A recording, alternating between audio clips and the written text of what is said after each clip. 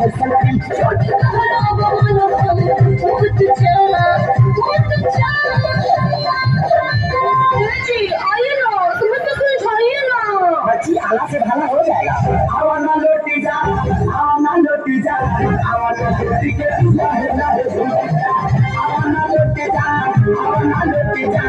आवाना लोटी के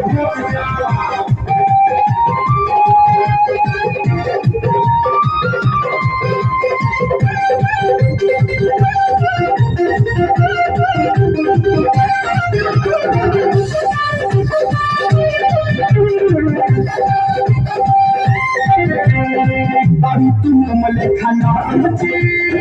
देखिए तो देख बता कौन जी सुना के लागे भीतर जी चाय के कमर के भीतर जी खाना खाना का बने जाई से अच्छा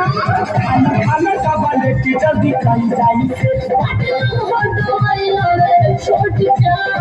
छोटी पास आइए ना बाप से दवा खिलाइए ना मुहलाइए ना आवाना लेते जा आवाना लेते जा आवाना लेते के आवाना लेते जा आवाना लेते जा आवाना लेते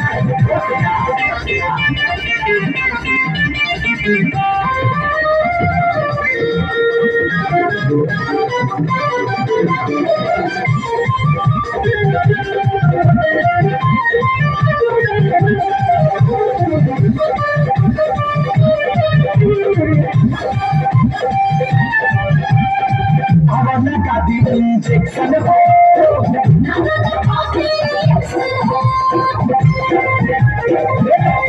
अलार्म दे बाबा के छुट्टी हो